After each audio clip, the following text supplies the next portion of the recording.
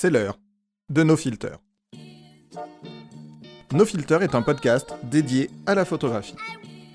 J'y reçois des photographes, des éditeurs, des retoucheurs qui me parlent de leur pratique. Comment sont-ils arrivés à travailler l'image, la lire, la créer? Voulu comme un échange, ce podcast s'adresse à toute personne curieuse, sans distinction de niveau, d'expérience ou de matériel.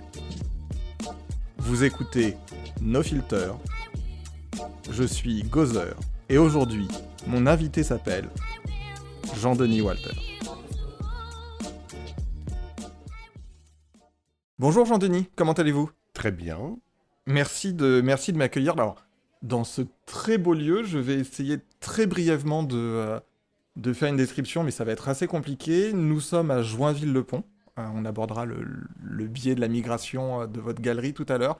Et j'ai autour de moi, alors j'essaie de pas trop me tourner pour rester quand même face au micro, on va dire que je suis entouré d'une soixantaine de clichés qui, pour moi, sont quasiment presque tous historiques, puisque nous sommes dans votre galerie photo. Alors, je vais faire une très brève présentation de votre personne. Vous me corrigez, vous me dites si vous n'êtes pas d'accord. Vous avez été directeur photo de l'Équipe Magazine, puis vous avez été son rédacteur en chef. Vous êtes tombé dans le monde de l'image grâce au métier de votre mère, qui était iconographe. Vous êtes le concepteur du projet Obo by l'Équipe, dont on reparlera un petit peu plus tard dans l'épisode. Et naturellement, alors vous êtes forcément un passionné de sport, mais aussi un passionné d'image et de photographie. Oui, c'est ça, c'est exactement ça. Quand j'étais petit, donc ma mère était iconographe pour l'édition. Donc souvent, quand j'avais 8-10 ans, il y avait des photographes qui venaient dîner, ils partaient quelque part ou ils revenaient de quelque part, et moi j'étais fasciné, et j'écoutais ça, et donc j'ai toujours un peu baigné là-dedans. J'ai commencé à en faire de la photographie à l'adolescence. Et puis, à un moment, je dirais, quand j'ai commencé mes études, je savais que j'allais faire le métier que faisait ma mère. Donc en fait, elle avait une agence d'iconographe freelance pour l'édition, donc elle m'a engagé en fait. Donc j'ai fait des études quand même, mais en sachant que le boulot m'attendait, que c'était quand je voulais en fait en gros. Donc c'était plutôt confortable. Et puis j'ai intégré l'agence en 1981 et j'ai commencé, elle m'a donné d'abord des livres. Je sais que c'est assez marrant, mais pour me tester, pour me bisuter, même entre guillemets, le premier livre qu'elle m'a donné à faire, donc où il fallait que je me charge de l'illustration, c'est un livre de classe pour Bordasque sur la géologie. Donc un truc assommant. Elle me dit, si tu passes, si tu me fais ça, c'est que tu peux faire ce métier. Donc ça s'est passé comme ça. Et puis donc j'ai fait plusieurs choses avec elle, des livres, on bossait un peu pour tous les éditeurs. Et puis un jour s'est présenté une encyclopédie, le Grand Quid illustré pour Robert Laffont, énorme encyclopédie. Donc on était tous sur le pont. À l'époque, il y a peut-être 8-10 iconos à l'agence. Et évidemment, le volume sport, comme j'étais moi-même passionné, pratiquant le rugby, personne ne voulait le faire. Je l'ai pris en charge. Et donc, pour réaliser ce volume, en fait, cette espèce d'encyclopédie des sports, j'ai beaucoup été fouiné dans les archives de l'équipe, donc l'agence Pressport, de l'agence Vandistad, très grande agence de l'époque, et d'autres. Et j'ai fini le truc. Et à l'équipe, quand ils ont vu sortir en fait cette encyclopédie où peut-être 50-60% des photographies leur appartenaient, on m'a dit, vous avez fait ça avec nos archives. Donc, je dis, ben ouais, il suffit de chercher un peu. Et donc, ils m'ont engagé quasiment sur le champ. Et j'ai intégré l'agence Pressport, qui est l'agence qui diffuse, en fait, dans les autres journaux, les agences de pub, l'édition, les photographies faites par les photographes de l'équipe, en gros. Donc, ça a démarré comme ça, en fait, ma carrière en presse, parce que du coup, j'ai commencé à travailler avec des journaux pour leur vendre les photos de l'équipe. Et l'un d'eux, VSD, m'a recruté. Donc, je me suis retrouvé à VSD. Donc là, au service photo. Et puis, j'ai grandi, j'étais à Prisma. Enfin, je ne vais pas tout vous raconter, mais je fais plein de journaux. À l'époque, on pouvait changer facile. C'était beaucoup plus simple. Des rencontres, quelqu'un qui partait d'un titre, il emmenait avec lui ses potes, quoi, en gros, ou les gens qu'il estimait compétents. Et donc j'ai fait pas mal de choses comme ça et donc j'ai travaillé très longtemps pour Prisma Presse, où je me suis occupé de plusieurs journaux. Et à un moment, je dirais 1989, non 99 pardon, l'équipe me recrute de nouveau. Donc j'y retourne, mais là plus du tout au même poste parce que j'avais beaucoup grandi. Et je suis en charge de tout ce qui est production photographique pour les magazines. C'est-à-dire qu'à l'équipe, il y a le quotidien, où vraiment la production photographique est branchée sur l'actualité, vraiment le news. Et puis il y a les magazines, l'équipe magazine, France Football, Vélo Magazine, où là, il faut des travaux photographiques un peu plus reportage magazine. On est moins dans l'action, moins juste sur l'événement, mais aussi dans les coulisses, dans l'histoire, une immersion dans un club de foot, mais où on va par exemple raconter les choses, non pas seulement ce qui se passe sur le terrain, mais dans les vestiaires, à l'entraînement, pendant les déplacements, etc., etc. Donc j'ai pris cette cellule en charge pendant plusieurs années, et à un moment, j'ai vraiment pris en charge la direction photo de l'équipe magazine. Ça, c'était en 80, presque un peu plus tard, 2003-2004, je dirais. J'étais arrivé en 99, juste après la Coupe du Monde. Et ensuite, à l'époque, la direction du groupe voulait, je dirais, donner à l'équipe magazine en faire un pitcher news, qu'on appelle. C'est un magazine qui démarre vraiment par l'image. Et donc, ils m'ont proposé la rédaction en chef en tandem avec un grand reporter qui démarrait, donc aussi à ce poste-là, qui s'appelait Jean-Philippe Leclerc, qui est aujourd'hui directeur de la rédaction, enfin, adjoint au directeur de la rédaction du quotidien. Et tous les deux, on a donc pris les commandes de l'équipe magazine, ça c'était en 2005. Mais avec mon passé de directeur photo, donc extrêmement impliqué sur la production photographique et même le choix des images. Et donc, on a développé un magazine où non seulement le problème en fait dans les journaux et magazines de ce genre, c'est que tant que les commandes sont occupées par un journaliste, en fait, il peut y avoir une tendance, pas chez tous, mais chez certains décideurs, je dirais, que la photographie, elle vienne au soutien du texte, le texte étant le centre du truc. Là, l'idée, c'était un peu de renverser aussi la tendance, c'est que on pouvait réfléchir un sujet de manière photographique et le texte venant plutôt au soutien. Donc c'était une manière assez différente de voir les choses. Et on a fonctionné comme ça en tandem de manière très harmonieuse pendant plusieurs années, puisqu'on est resté... Quinzaine d'années. Oui, enfin en tout, ça c'est la totalité de mon aventure à l'équipe, mais je dirais à la rédaction en chef de l'équipe, je suis resté presque 6 ans. Le, le, le truc, c'est qu'en fait, quand vous êtes nommé à la rédaction en chef de l'équipe magazine, c'est pour un mandat. C'est comme sélectionneur de l'équipe de France. Quand on a été nommé en 2005, on nous avait dit ce sera jusqu'à la Coupe du Monde 2010. Donc on sait déjà quand ça va s'arrêter. Et c'est un système qui n'est pas si mal parce qu'en fait, ça rafraîchit la direction, la manière de voir les choses. On sait déjà au départ, c'est comme un CDD, quoi, en gros. À la fin de mon aventure à l'équipe Mag, donc ça s'est arrêté en 2010, quelques mois après la Coupe du Monde. Donc ils m'ont donné d'autres postes, mais à un moment j'étais un petit peu sans trop savoir ce que j'allais faire, et c'est là qu'est sorti alors comment on peut appeler ça, un MOOC, un magazine livre qui s'appelle 6 mois, que vous connaissez sans doute. Euh, et tout d'un coup, je me suis dit, mais ça c'est vraiment une très très bonne idée. Et si on pouvait l'adapter au sport, ça pourrait faire un truc formidable. Donc j'ai rencontré les gens des arènes, les éditeurs, le rédacteur en chef, la directrice photo, et je leur ai dit, je pense que je vais me lancer, je voulais en parler avec vous, comment partager votre expérience et créer un truc comme ça. Et donc, Obo est né, il y a eu un seul numéro. À l'époque, je dirais, c'était pas non plus prioritaire pour le groupe, ça restait une petite niche. C'est l'époque où ils se battaient pour avoir le canal TNT pour la chaîne, l'équipe. Donc il y avait d'autres enjeux. Obo, c'était un peu comme une mouche posée sur une vache qu'elle va chasser d'un revers. Et en fait, ils n'ont pas voulu poursuivre l'expérience et on s'est dit qu'est-ce qu'on fait, voilà, puis finalement, je suis parti. J'ai donc quitté l'équipe en 2012. Et puis là, l'avenir en presse écrite, je voyais plus trop. J'avais fait l'équipe magazine, c'était mon thème. Euh, le seul magazine qui avait vraiment les moyens de production photographique très ambitieuse, beaucoup plus qu'aujourd'hui, parce que la presse à l'époque était encore prospère. Ah oui. Et donc, je me suis dit, tiens, j'en avais déjà parlé à l'époque où j'étais à l'équipe d'une galerie où on proposerait les œuvres originales des grandes photographies de l'équipe en leur expliquant ce que c'était. Je fréquentais déjà, en fait, les foires, les galeries. J'avais l'habitude de ça, sans voir beaucoup de choses sur le thème, alors que j'avais sous les yeux, je dirais pas tous les jours, mais de temps en temps, des images, je me disais, là, il y a vraiment quelque chose. Et donc, c'était déjà un peu le ferment du truc était là. Et du coup, ben, je me suis dit, je vais reprendre l'idée à mon compte, puisque à l'équipe, on n'en a jamais parlé, en fait. Ils préféraient vendre des petits tirages à 30 balles.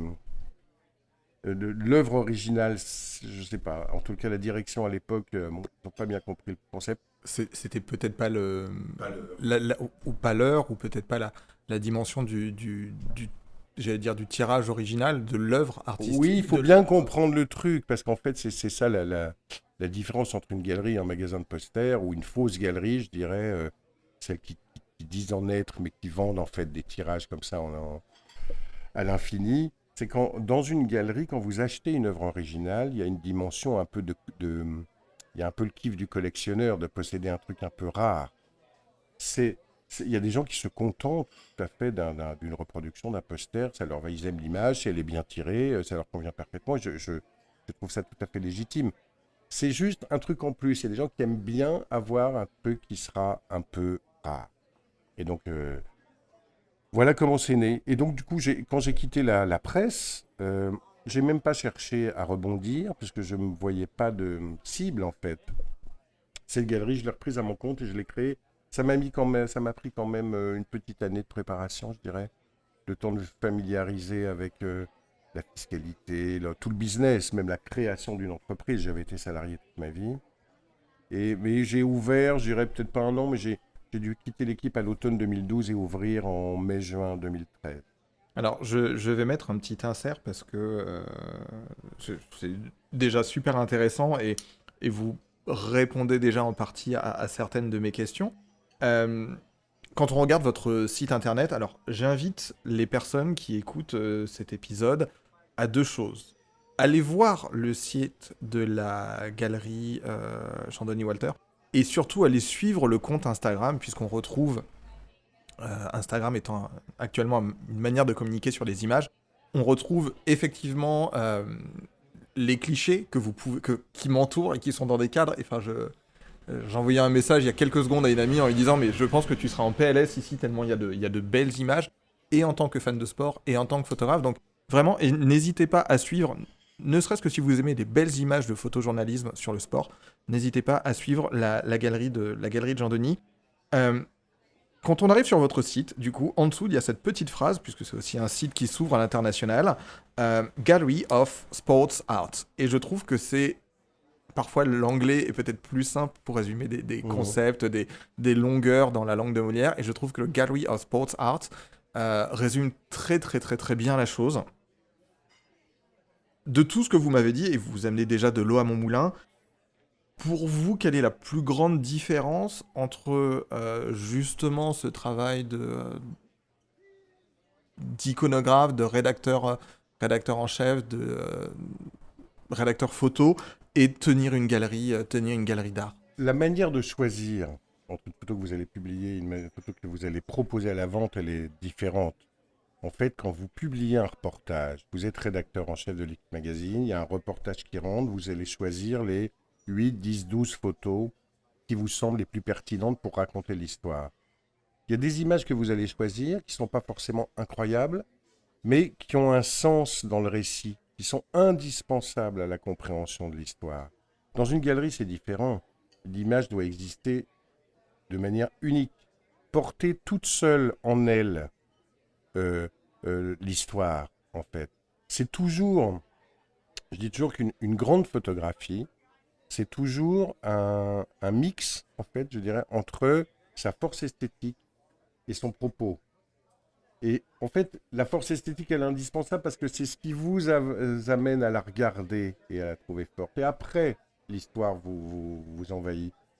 On parle, on a parlé, même fait des procès parfois assez injuste aux grands photographes de guerre, dans la mesure où ils pouvaient esthétiser le drame. Mais en fait, si c'est pas Salgado qui photographie la famine en Éthiopie, là, dans les années 80, peut-être on n'en parle jamais. Là, ça a fait 15 pages dans Match. Si ça avait été un reportage un peu mal fagoté, Match aurait dit, ben non, on ne publie pas ça. Donc en fait, la force esthétique, elle est indispensable pour vous faire entrer dans l'image. Il faut que déjà l'image vous dise, waouh. Et après, il y a ce qu'elle vous raconte. Vous voyez Enfin bon, on va développer après, mais vous voyez le principe. Je comprends ce que vous voulez dire. Image unique. En galerie, il faut imaginer que la personne qui va acquérir, elle le fait parce que cette image, elle va l'avoir au mur et qu'elle seule, ça lui raconte une histoire qui lui plaît et cette histoire lui sera racontée quotidiennement chaque fois qu'elle posera les yeux dessus. C'est ça, le truc qui mode, ça vous parle, vous avez envie de la voir. Dans un reportage, c'est pas tout à fait pareil. C'est partie d'un récit, c'est une partie d'un récit. En tant que photographe et en tant que graphiste, je comprends complètement, puisque enfin, en vous écoutant, ça me fait penser effectivement, une image dans un... Et je comprends complètement ce que vous voulez dire. Une image dans un magazine, dans un MOOC, dans un journal, et c'est dit sans aucune méchanceté, même quelle que soit la qualité esthétique et sémantique de l'image, elle vient illustrer, Oui, elle vient mettre un point d'encre dans un récit qui va faire peut-être plusieurs pages. Alors que en galerie, et d'ailleurs ça fonctionne très bien ici, c'est que tout autour de nous, dans vos images, il n'y a aucun cartel. non, j'en parle en fait. Voilà, et une photo d'art, une photo de galerie, euh, à la limite, le cartel peut être complètement inexistant. Je dirais que ça dépend. Si je suis présent, oui, parce qu'en fait, après, c'est la manière d'engager la discussion et même de raconter l'image. Et il y a des images que vous trouverez très belles, mais si en plus je vous les raconte, vous allez fondre en larmes.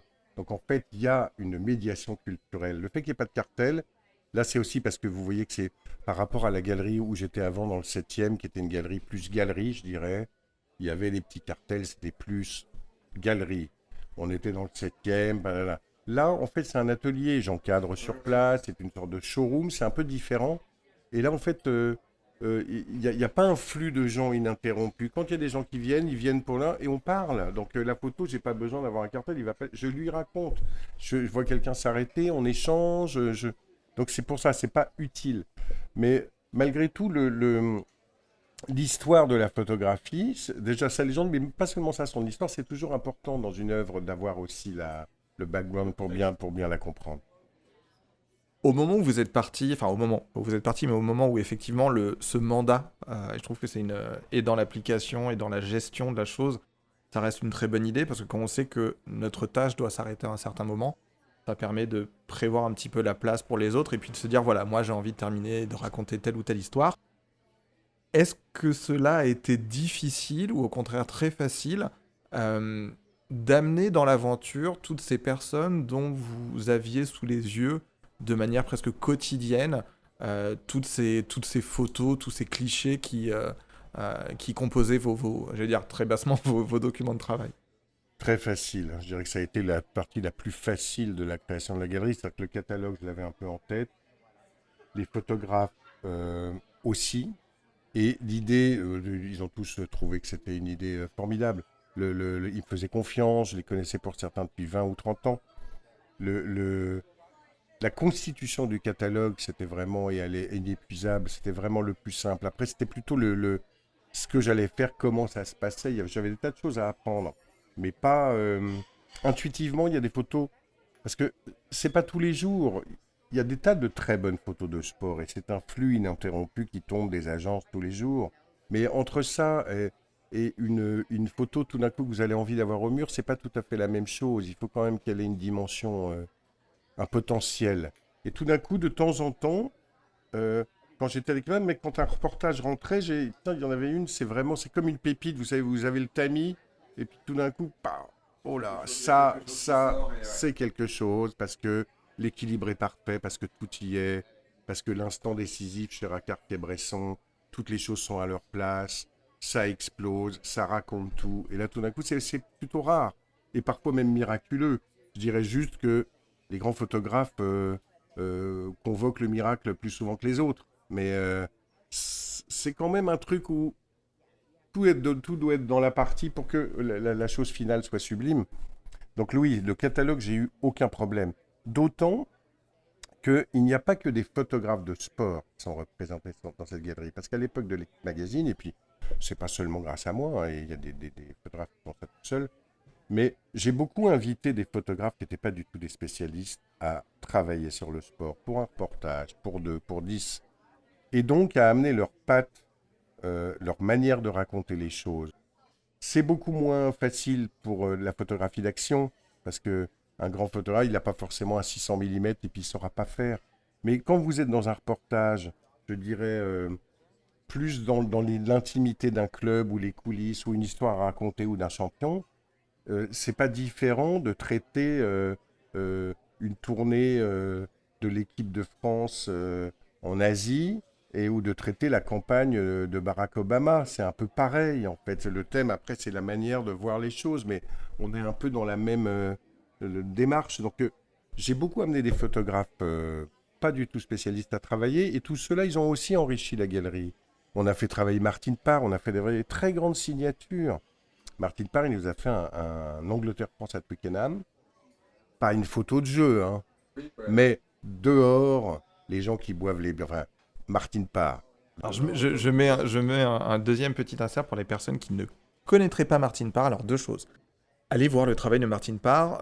Vous m'arrêtez si vous n'êtes pas d'accord, Jean-Denis. C'est un photographe anglais talentueux qui sait parfaitement photographier les travers, les à côté de nos amis, de nos amis anglais, de la perfide Albion. Enfin, ça donne de magnifiques photos. Et justement, comme vous le dites très bien, vous l'invitez à un match vous l'invitez dans une compétition sportive, vous n'allez pas voir forcément une photo de sport, mais une photo de toute la vie qui est à côté.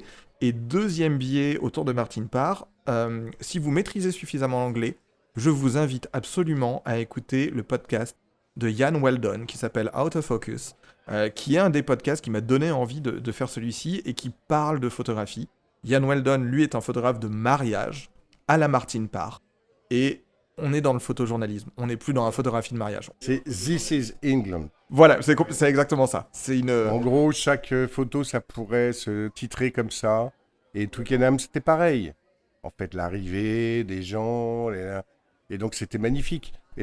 En fait, c'est ça le truc. Après, tous ces photographes-là ont enrichi Gérard Rancinan, pas des tas de photographes que j'ai fait travailler. Les magazines ont ensuite enrichi et en fait ont déclenché aussi le truc à leur manière. Peut-être que l'idée me serait pas venue si j'avais eu que des photos d'action. Je me dit tiens bon, c'est pas sûr que ce soit la bonne idée. Alors que là tout d'un coup je me dis parce que le thème il est incroyable. Vous pouvez absolument tout raconter à travers le sport. C'est l'histoire de la société aussi. C'est l'histoire avec un grand H.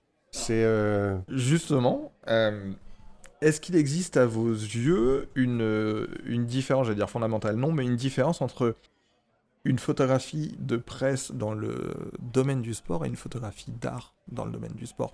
Pour vous, ou est-ce que, alors vous avez déjà répondu en grande partie à ça, mais comme on parlait justement de cette notion d'action, à quel moment et comment vous vous êtes rendu compte qu'il y avait certains clichés que parfois vous pouviez mettre, alors je vais pas dire au rebut parce qu'on les met jamais au rebut, ils rentrent dans des archives en se disant on peut les utiliser plus tard, mais ce que vous n'auriez pas forcément gardé pour illustrer un article ou un sujet et vous dire ok, cette photo là, la différence elle est là, la différence elle est que ça c'est pas forcément une bonne photo de presse, mais ça peut être une très bonne photo de photojournalisme. C'est pas aussi clair que ça, c'est-à-dire qu'on peut pas dire bonne photo de presse, bonne photo d'art. Quelques photographies qui ont été réalisées au départ pour la presse, c'est-à-dire dans le cadre d'un reportage, ont le potentiel pour accéder au mur d'une galerie. C'est plutôt ça. Dans la démarche de base, je pense qu'il n'y a pas de différence. C'est juste que le miracle a lieu et que tout d'un coup, on se dit elle a une dimension supplémentaire. Mais c'est pas comme si c'était deux choses différentes. C'est vraiment certaines d'entre elles, oui, peuvent, parce qu'elles vous ramènent, parce que Le sport, enfin, plus dans une matière un peu particulière, où le souvenir, l'émotion vécue est très importante. Il y a des tas de photographies de sport qui vont aussi faire vibrer la corde de la nostalgie. C'est une émotion que vous avez ressentie, un événement particulier. J'ai des photos de la Coupe du Monde 98. Toutes ne peuvent pas entrer dans la galerie, mais certaines, parce qu'elles ont en plus la dimension artistique, ou en tous les cas, le potentiel pour exciter une émotion vécue, qu'elles sont bien construites, elles peuvent rentrer dans la galerie. Au départ, elles n'ont pas été faites d'une manière différente des autres. C'est juste que certaines d'entre elles, c'est The Chosen One. Je repense à. Alors, je suis passé plusieurs fois et j'ai passé de longs moments que j'ai appréciés sur le site de la galerie pour préparer cet entretien. Euh, une photographie qui est celle de la main de Dieu de Maradona, la personne qui vient déclencher, on va dire si elle est à la shutter 1/250e, à un moment quand elle fait la photo, elle ne sait pas encore ce qui va se passer. Et effectivement, c'est à partir de là, et c'est aussi l'histoire et le contexte derrière qui va faire qu'une photo peut passer effectivement. Celle qui est derrière moi, là. Podium des JO 68. Est-ce que vous voulez bien est-ce que vous voulez bien la décrire pour les personnes qui la connaissent pas forcément? Elle est en plus, dans le contexte actuel, elle a une résonance qui est folle. On est au JO 68, podium du 200 mètres. Tommy Smith, John Carlos, l'Australien Peter Norman, tous les trois sur le podium. Une photo banale, d'une certaine manière. Après chaque épreuve, il y a un podium. Un enfant de 8 ans pourrait faire la photo, il bouge pas, c'est facile à cadrer. Enfin, franchement, J'aurais il n'y aimé, a cet... aucune J'aurais aimé difficulté mettre cet enfant de 8 ans. technique, mais cette photographie, après, elle peut changer de dimension par rapport à ce qu'elle va raconter et son contexte historique. Les deux, donc c'est le podium du 200 mètres à Mexico. Les deux, le premier et le troisième, qui sont deux Américains, Tommy Smith et John Carlos, lèvent un poing ganté de noir en solidarité avec les Black Panthers et contre le traitement réservé aux Noirs dans les années 60 aux États-Unis. Cette photographie va déclencher une sorte de révolution parce que on ne fait pas rentrer la politique dans le cadre des Jeux Olympiques. Ils seront virés du village le lendemain matin. Leur vie va être détruite. Et ça a été un drame pour eux. Je crois même savoir que l'épouse de John Carlos s'est suicidée. Enfin, ça allait super loin. Même l'Australien Peter Norman, Peter Norman a vu sa qui a, carrière brisée. qui a sa carrière brisée parce que lui, tout simplement, il était au vestiaire avec eux avant de monter sur le podium. Ils étaient rassemblés avant d'aller pour la cérémonie. Et ils avaient oublié les gants. Il y en avait un des deux qui avait oublié ses gants. C'est lui qui leur donne l'idée d'en mettre un chacun. Un à la main droite, un à la main gauche. Et donc il a été considéré comme complice, en fait. Alors que bon, il discutait avec eux, mais oui, je comprends ce que vous voulez faire, vous devriez faire ça. Enfin, c'est quand même pas un engagement. Voilà. Cette photo, elle est devenue mythique. Elle a été faite par plusieurs photographes, parce qu'un podium des JO, il n'y a évidemment aucune exclusivité. Raymond Depardon, on connaît les photos de Raymond Depardon en France, en noir et blanc. Celle de Dan Liffer, que j'ai derrière moi, a la particularité d'être en couleur. À l'époque, dans les années 60, les photographes travaillaient très très peu en couleur pour la presse. Il n'y avait pas de magazines ou de journaux qui étaient publiés en couleur, très très peu. Donc elle est rare, mais elle est assez banale. C'est la dimension qu'elle a prise ensuite qui l'a rendue incroyable. Et c'est le cas de pas mal d'images. Donc c'est pour ça que je vous dis qu'en fait, au départ, le mode opératoire est le même, l'envie est la même, mais c'est juste que l'image, soit par le résultat, son résultat graphique, sa construction, tout d'un coup elle va être incroyable, soit par l'histoire qui va la transformer, elle peut devenir une œuvre. Voilà. Très clairement, le sport est un sujet international, et encore plus à partir de cette époque, à partir de Mexico, un sujet aussi géopolitique. Il est souvent le moyen d'échange entre des nations sur l'attribution de compétitions, des Jeux Olympiques, de la Coupe du Monde. Euh, pour vous, comment la photographie de sport s'inscrit-elle dans la problématique géopolitique qu'amène le sport? Et est-ce que vous pensez qu'elle doit s'en séparer, ou au contraire qu'elle doit s'engager dans cette pratique? Je ne sais pas s'il y a une réponse à cette question, une réponse aussi tranchée. J'ai, par exemple, raconté dans Hobo, c'est d'ailleurs des photographies que j'ai à la galerie, il y a un reportage, je vous parle de ce reportage que j'ai donc publié dans Hobo, un photographe allemand, est-allemand à l'origine, Harald Oswald. Je vous raconte l'histoire, ça va être un petit peu long, mais ça répond à la question. Au départ, il est donc en Allemagne de l'Est, mais il bosse un peu en loose day pour les Canards de l'Ouest. Il passe ses films par les moyens, nana, et donc il travaille un peu pour le Stern, pour le Spiegel, pour les Canards de l'Ouest. Il leur fait des trucs en Allemagne de l'Est. Et un jour, il l'appelle et il lui dit Harald, il paraît qu'il y a des problèmes de hooliganisme en RDA, mais le gouvernement dit évidemment que ça n'existe pas, puisque rien n'existait d'autre que enfin bon, Que la voix officielle. que la voie officielle, il n'y avait pas d'homosexuels, il y avait rien de tout ça, ça ne pouvait pas exister en Allemagne de l'Est. Bon, toujours est-il que on lui parle de ça, et ils lui disent, écoute, on sait qu'il y a un match ce week-end entre le Dynamo Berlin, le club officiel financé par la Stasi, et l'Union Berlin, un club un peu plus insolent, je dirais, et qui paraît que c'est chaque fois qu'il joue, c'est assez chaud. Il dit, je vais y aller. Donc il fait le reportage pour eux, il prend contact avec les ultras de l'Union, il commence à papoter, à devenir là, et il fait le match, et évidemment ça dégénère, mais c'est un truc qu'on n'a jamais vu ça, c'est même par rapport à ce qu'on a vu en Europe de l'Ouest, c'était rien. Hein. Et donc, il rend ses films, oh là là, ça passe, et puis là, ça publié dans Stern, où on voit des scènes d'émeutes, enfin un truc de fou. Et lui, il avait sympathisé avec les Ultras de l'Union, qui était un club un peu comme lui, un peu insolent, un peu... Et donc, en fait, il va continuer à y aller des années. Alors, pas tous les jours, il faisait son taf et tout ça, mais de temps en temps, il y allait, des déplacements avec eux, des matchs à domicile, des entraînements. Il les suivait, il les suivait, il les suivait. Et en fait, ce travail, qui a donc duré, je dirais qu'il l'a terminé, il a cessé d'y aller, puisque la dernière photo qu'il a faite sur le travail, il l'a faite pour Robo en 2012. Ah oui. Ça fait une balade, hein. Et dans son reportage, il y a tout. Il y a la chute du mur, il y a la réunification, il y a le premier match entre le Hertha Berlin, qui est le club de Berlin-Ouest, et l'Union, avec les retrouvailles, des fois des familles qui ne s'étaient pas vues.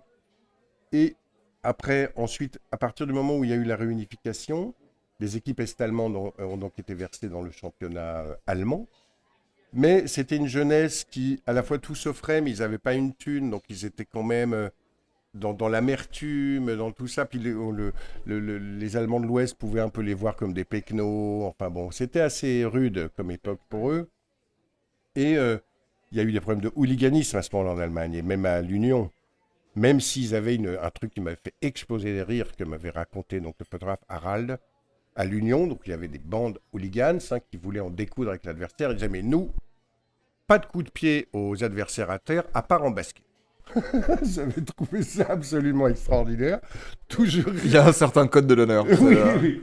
Toujours est-il qu'il a suivi ce club toute cette époque-là, la chute du mur, l'intégration de la jeunesse est-allemande dans l'Allemagne du futur, et qu'en fait son reportage, c'était pas ça au départ, mais c'est devenu... Il raconte l'histoire de l'Allemagne en fait à travers ce reportage.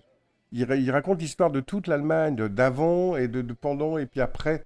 Donc oui, je dirais que là il y a un engagement, mais même si au départ c'était pas du tout l'ambition du truc, c'est, vous savez, un photographe il va démarrer une histoire, puis tout d'un coup il va s'y attacher, et puis il va la poursuivre, et puis elle va l'obséder, donc il va y retourner, retourner, retourner. Puis le travail global fera, oui, quelque chose qui est plus important que simplement deux mecs qui se disputent un ballon. Ça vous raconte toute l'histoire. Le, le... C'est un peu ça, pour répondre à la question. C'est que je crois pas... Voilà, la réponse n'est pas oui, non. La réponse est que ça arrive. Oui, ça arrive et qu'évidemment, il faut le faire quand c'est parti parce que tout photographe qui s'engage dans un sujet a envie de le finir, de le développer et a la frustration de ne pas être allé au bout des choses s'il n'a pas pu le faire et que dans ce cas précis, c'était le cas.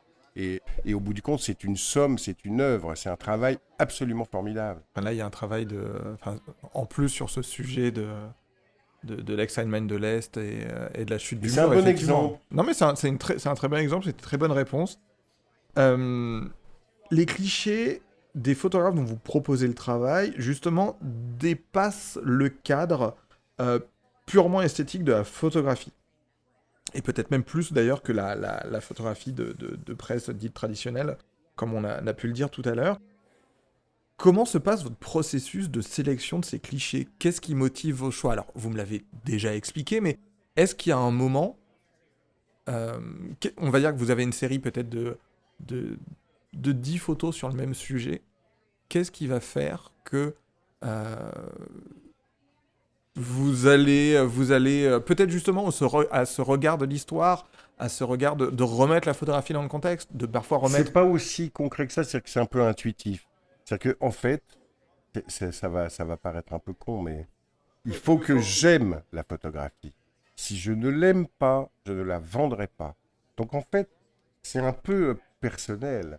Tout d'un coup, si on pose devant nous deux 10 photographies d'une série, vous aurez vos préférés, j'aurai les miennes. Et vous savez pas pourquoi ça répond aussi. Imaginons que ce soit 10 très bonnes photos. Hein. Ça répond à des choses qui sont en vous, qui vous parlent. Donc en fait, c'est aussi quand même ça.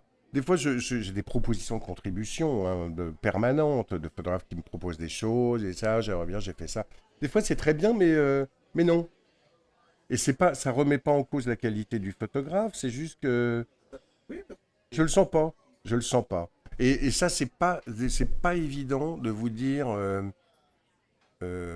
pourquoi. Je le sens, quoi. Je le sens, tout d'un coup, j'ai des déclics. Je sais comment je vais la raconter, je sais ce qu'elle me raconte. Parce qu'en fait, c'est aussi une histoire de transmission. Il est clair que quelqu'un qui achète une photographie, mais je pense que c'est un peu valable pour n'importe quelle œuvre, l'histoire de l'œuvre elle-même, elle est importante. Et une fois qu'il aura ramené la photographie à la maison, en connaître l'histoire, pouvoir la transmettre quand les amis viennent boire un verre, c'est très important. Donc ils achètent aussi l'histoire. Donc je vends aussi des histoires, c'est pas seulement des photos. Il y a des photos évidemment où la force graphique, tout le monde est aux... On parlait de celle-là d'Ali. Tout le monde dira c'est extraordinaire, d'autres c'est moins évident, mais voilà, le truc c'est un peu ça. C'est toujours les deux, le propos, l'esthétique, le propos. Si on est juste dans une belle photo, euh, c'est moins évident. On est plus dans la décoration, je dirais. Il faut quand même, voilà, qu'il y a une dimension. Alors, justement, on va être peut-être un petit peu plus mercantile, mais donc j'ai l'immense chance de vous interviewer et en plus vous m'accueillez dans votre galerie, donc à un moment la question elle est forcément arrivée. Par rapport à par rapport à ces clichés, par rapport à ces œuvres d'art, parce qu'il y a pas forcément d'autres mots pour les définir, quels critères définissent la valeur d'une photo ou d'une série de photos? Est-ce que c'est la renommée de l'auteur? Est-ce que c'est le nombre de tirages? Est-ce que c'est le support? Est-ce que c'est la valeur narrative ou historique de l'œuvre? Qu'est-ce qui fait que... C'est un peu tout ça. Notoriété de l'auteur, évidemment, vous avez raison, parce que d'ailleurs dans votre question, il y a un peu la réponse. Il y a des auteurs qui sont cotés, qui sont connus. Quand vous allez à Paris Photo, oui, une photo d'Irving Penn vaut plus qu'une photo de Nana, ça c'est la base. L'édition, évidemment, plus l'édition est courte, plus la photo a de la valeur, puisque, pour rappeler pour ceux qui n'auront pas l'habitude, en gros, une photographie en édition limitée, pour la loi française, c'est-à-dire que si on veut, pour qu'elle soit considérée, qu'elle ait le statut fiscal d'œuvre d'art originale, il ne faut pas dépasser les 30 exemplaires, tout format confondu. Quand on dépasse ce nombre, ça reste un tirage original signé par l'auteur d'un, mais on n'est plus fiscalement dans l'œuvre d'art, donc ça change de TVA, c'est plus du tout la même chose. Donc en fait, les prix, ça dépend aussi de ça.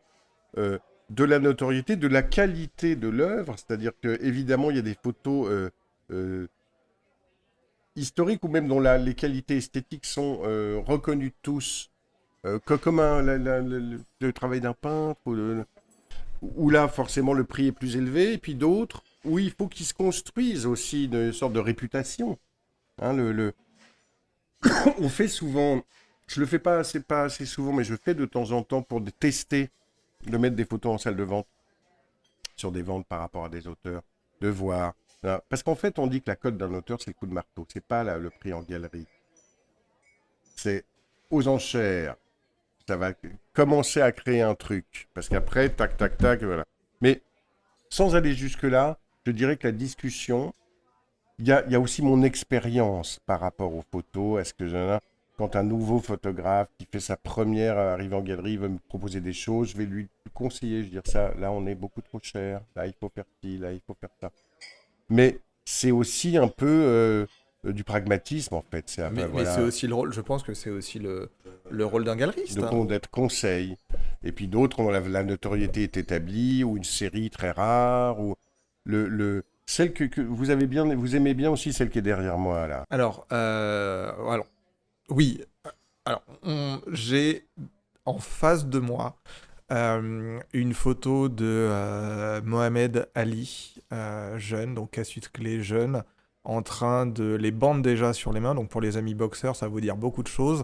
Et en train d'attacher le scratch de son... Attaché ou détaché d'ailleurs, on ne sait pas. De son casque Everlast avec une personne au deuxième plan, une personne au second plan qui est complètement fou.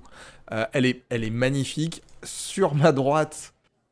Mais je vais partir de cette photo parce que c'est un bon exemple. Donc cette photo, c'est un portrait de Mohamed Ali alors qu'il est encore Cassius Clay, il est tout jeune. On est en 63.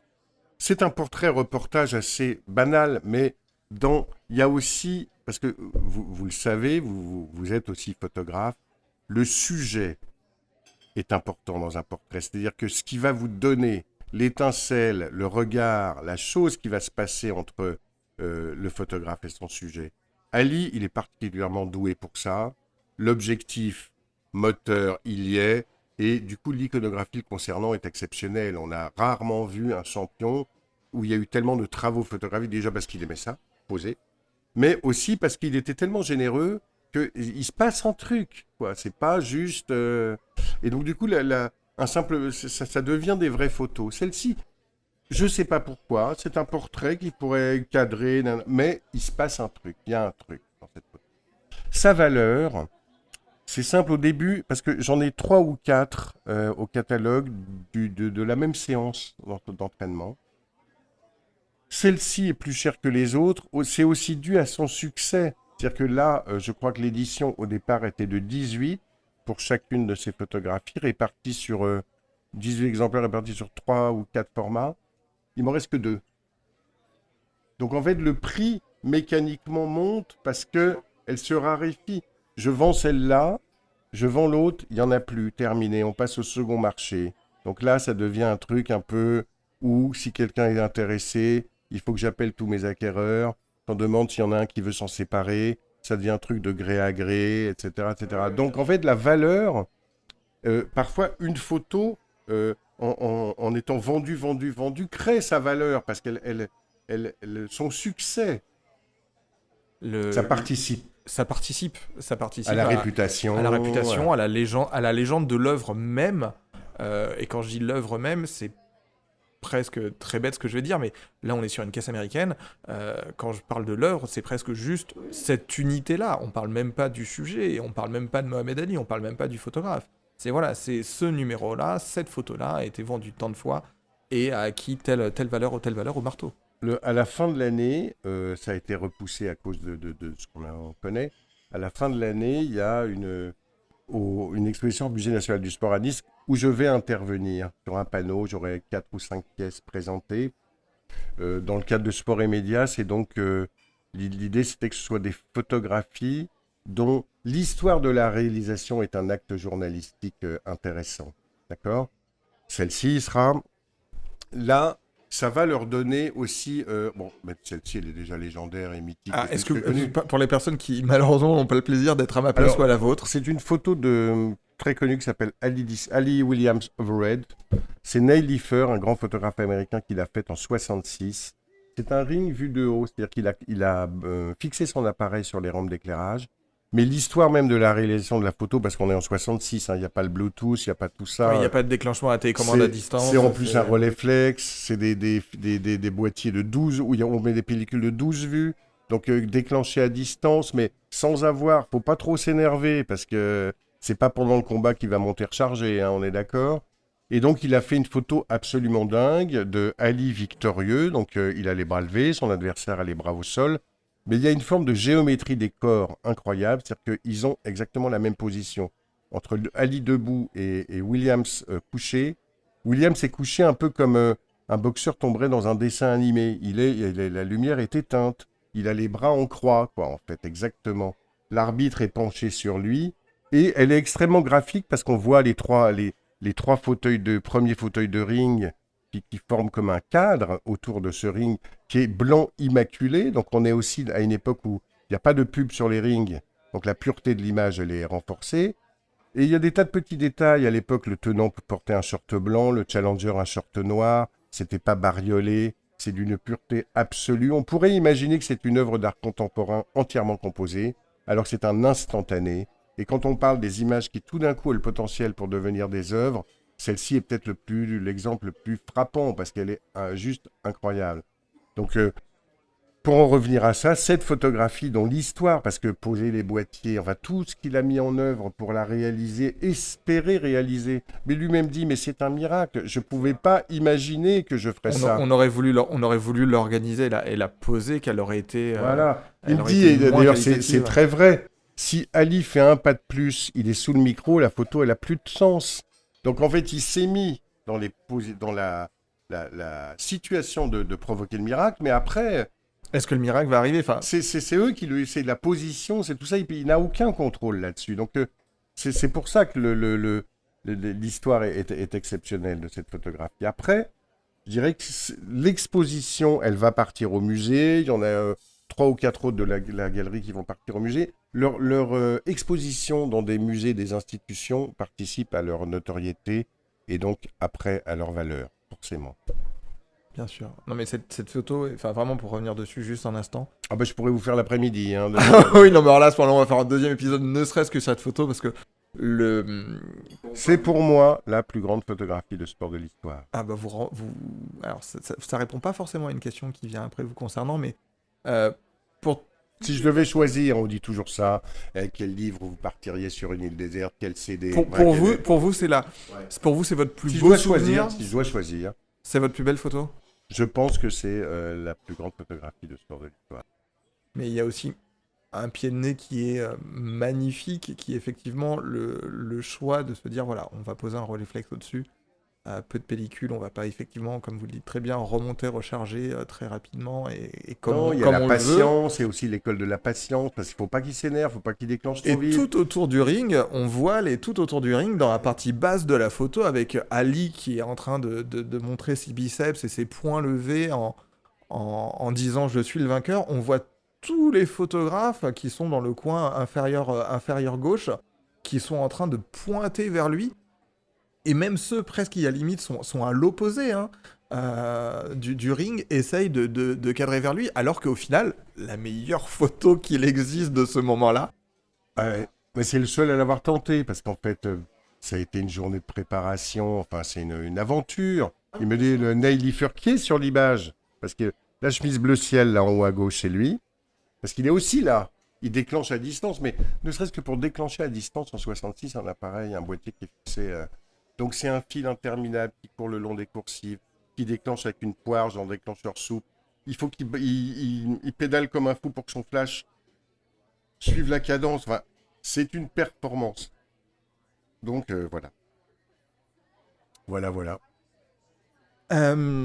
Pour continuer justement sur ces œuvres, quel est le profil des personnes qui vont faire l'acquisition des, C'est varié. des clichés et à la limite, pourquoi? Alors, pourquoi?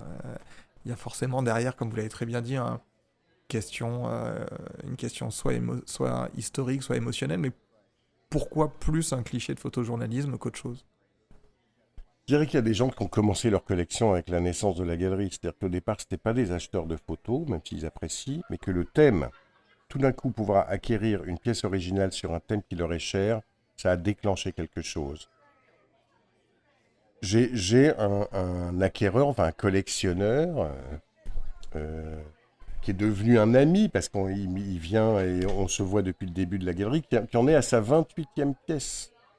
Vous imaginez le truc. Donc il a construit une collection, tout format confondu. Il a construit, il est en train de construire une collection. En fait, les acquéreurs, donc c'est, je dirais, on peut imaginer euh, Cadra Quinca, parce qu'il faut quand même être un peu installé, c'est quand même pas donné, nanana. Fou de sport, ou en tout Je mets juste un petit biais et je vous coupe la parole, c'est très mal poli de ma part. Comme vous disiez justement en Cadra Quinca, en deux mots, la fourchette à peu près d'un cliché. Pas forcément chez vous, je veux dire la fourchette d'un cliché moi, des photojournalisme. j'ai des choses, ce qu'on appelle en édition ouverte. C'est-à-dire que la photo est signée, certifiée, mais pas numérotée, donc pas limitée, et donc elle rentre pas dans le cadre du statut fiscal de l'œuvre d'art, mais ça reste un tirage origine signé. Et là, les petits formats, c'est à partir de 120 balles, donc il y a vraiment 120 euros, donc il y a tous les prix. Et j'ai des œuvres où c'est parfois plusieurs dizaines de milliers d'euros. Hein, j'en vends pas beaucoup, mais Donc j'en effectivement, il ai. vaut mieux être un petit peu plus installé. Voilà, mais c'est aussi beaucoup, et je me rendais compte encore peut-être plus, enfin là on verra à l'usage, mais quand j'étais dans le septième, c'est un cadeau merveilleux, un tirage photographique, parce que c'est pour toujours. Donc à un moment, je ne sais plus si c'est vrai pour 2020, mais 50% de mes acheteurs étaient des femmes. Ouais. Parce qu'en fait, je pense que tout d'un coup, quand elles rentraient dans la galerie, elles se disaient, mais oui, par rapport à leur mec, en fait. Une montre, il a déjà. Un costard, puis il en a rien. Ça le saoule. Enfin, vous voyez le rapport au cadeau. Là, tout d'un coup, je me disais, mais évidemment, c'est ça le truc. Et donc, en fait, j'avais beaucoup, beaucoup de ventes qui étaient directement liées au fait d'offrir. C'est pas seulement d'une épouse à son mari, ça peut être aussi l'inverse, mais ça peut être aussi euh, d'une mère à son fils. Euh, c'est un cadeau, un tirage photographique. Qu'il soit euh, cher, pas cher, c'est un truc pour toujours. C'est pas un cadeau anodin. C'est un truc que vous allez garder, que vous allez transmettre. Donc en fait, il y a quand même beaucoup cette notion-là. D'autant que je suis dans une galerie où les prix, ça reste, c'est pas, on n'est pas la moyenne, je dirais, c'est entre 800 1200. Ça reste des trucs, on n'est pas dans les trucs d'art à des dizaines de milliers d'euros. Donc ça reste faisable. Ça reste même faisable pour un groupe d'amis, pour les 30 ans d'un pote qui vont se réunir, se faire un litchi et lui acheter un truc tout d'un coup. Donc voilà. Donc il y a quand même cette notion-là. Et puis il y a un côté, je vous parlais de l'accord de la nostalgie, mais il y a un côté, c'est qu'à la fois il y a l'amour de la photographie, forcément quand on achète une photo c'est qu'on l'aime, mais aussi le sport intervient, c'est une clientèle un peu particulière. C'est comme si j'avais ouvert aussi le spectre. Il y a des collectionneurs de photographie qui viennent chez moi, qui achètent dans d'autres galeries, mais il y en a qui sont vraiment centrés sur la mienne, parce qu'en fait le thème il est très important pour eux. Est-ce qu'il y a pour vous, alors majoritairement, quel est le sport le plus représenté dans vos clichés? Et est-ce qu'il y a une discipline qui est difficilement, enfin, les deux à la limite, difficilement photographiable et difficilement exposable?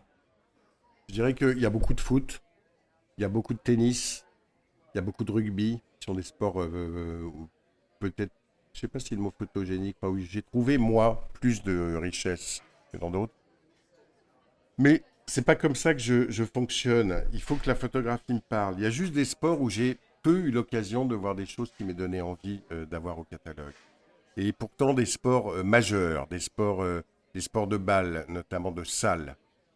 J'ai du basket un peu, mais pas des masses. Mais le hand, ça, souvent, euh, les décors, la manière, font que les photos, j'ai jamais tellement vu de photos, je me dis, tiens, ça c'est vraiment un Celle-là, elle est truc. vraiment, le mouvement est beau, Ouais. ça raconte quelque chose, Donc c'est... c'est plutôt, je dirais, les sports difficiles à photographier parce que l'environnement, le background est à chaque fois un peu pas top, qui fait que c'est difficile de sortir une image qui soit vraiment forte. Évidemment, j'ai plus de choses sur les sports majeurs aussi parce qu'il se fait plus de photos sur les sports majeurs que sur les sports mineurs. Donc, il y a si vous avez le jeu à choisir dans 1000 photos, vous avez plus de chances de trouver votre bonheur que dans 10. Donc, C'est vrai que tu as une mécanique comme ça qui est toute simple. Donc oui, la représentation, c'est, je dirais, foot, tennis, rugby, j'ai beaucoup, sport automobile, hein, pas mal. Euh, Tout ce qui est outdoor, j'ai beaucoup de choses parce que j'ai des pointures. C'est-à-dire que j'ai un photographe de surf et d'océan, Ben Thouar, Ah, on en parlait on en par mail. parlera, mais donc lui, voilà, dans son secteur, il n'y a, C'est oui, il y a enfin, pas mieux. c'est compliqué de faire mieux. Enfin là, Voilà, on est d'accord. Donc, lui, il a, voilà, son secteur, c'est lui. Alexis Berg sur tout ce qui est grand trail, ultra trail, paysage de ouf, avec l'homme ramené à sa juste place. Donc là, j'ai aussi des spécialistes de niche qui vont donc être très présents au catalogue, mais seuls un peu. J'ai aussi une photographe, Monica Dalmasso, qui est pour l'alpinisme, qui fait beaucoup d'alpinisme. J'ai comme ça des pointures dans chaque domaine. Gérard Huferras, là, que vous voyez à gauche. Donc, parce que j'ai beaucoup de choses sur la danse aussi, parce que pour moi, les danseurs et danseuses étoiles sont des athlètes hors du commun. complètement. Hein. Leur vie ressemble un peu à celle des gymnastes, c'est des gestes répétés. Puis il y a une notion de carrière qui est très courte. Voilà, il faut faire des efforts considérables en ayant le sourire. Enfin, il y a tout un truc qui ressemble. Lui, bon, c'est un photographe extraordinaire, hein, qui est conservé à la MEP, enfin, et dans des tas de musées internationaux. Il s'est beaucoup émergé dans les corps de ballet. Et quand on parlait d'Harald Oswald et des photographes qui se passionnent pour un sujet, il a fait une fois un sujet pour l'Express dans les années 2000 à l'Opéra de Paris, avant un ballet. 2 jours, 3 jours, reportage pour les pages spectacles en gros de l'Express, d'accord? Mais ça l'a marqué. Après, quelques jours après, il était voir la directrice de l'opéra, il dit j'aimerais revenir. Mais donc, Ah oui, sans mission derrière. voilà ce que j'ai fait, j'aimerais revenir. Et donc, il a utilisé chacune de ses journées de libre, il allait à l'opéra tous les jours, tous les jours. Pendant 2 ans, il en a fait un livre qui s'appelle Un pas vers les étoiles. Donc, il a passé quasiment 2 ans, tous les moments de libre, dans les coulisses de l'opéra, donc oublié par les gens. Il faisait partie du décor, et c'est là qu'on peut travailler. Et après, ce travail a été connu du monde de la danse. Le Bolchoï l'a appelé en résidence. Et puis, nana. Et puis, le ballet de la Scala, nous aussi, on veut que Ferras, il vienne faire des photos de nous. Enfin, il y a une espèce de truc qui se passe comme ça. Et du coup, il a beaucoup travaillé sur ce secteur. Et c'est un peu, quand on disait, pour finir, le sujet n'est évidemment jamais fini. Mais c'est que tout d'un coup, vous rentrez dans un sujet, puis il vous fascine, et puis vous améliorez le truc, et puis les connexions font que vous êtes appelé à refaire et à refaire. Donc, c'est un peu comme ça que ça se passe. On vient photographier un match entre deux équipes allemandes de foot, et puis au final, on reste 20 ans. Exactement. Petit point France Culture, pour les personnes qui nous écoutent. D'ailleurs, si vous écoutez France Culture, écoutez les masterclass. Il y a aussi d'excellents photographes qui passent. Selon Godard, la télévision fabrique de l'oubli alors que le cinéma fabriquait des souvenirs. Est-ce que vous pensez que le photojournalisme, du fait même de l'époque, hein, où la photographie s'est ultra démocratisée et où chacun peut se penser ou peut se sentir photographe, et par rapport à ce qu'on voit autour de nous, est-ce que vous pensez que le photojournalisme fait ce que faisait le cinéma pour Godard?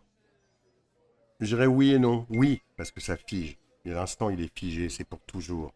Et donc, vous avez le temps de rentrer dedans, d'en profiter. C'est plus profond que l'image animée. Mais malgré tout, la phrase de Godard, elle s'applique un peu moins au sport parce qu'en fait, je dirais que la télévision en sport fabrique aussi des souvenirs.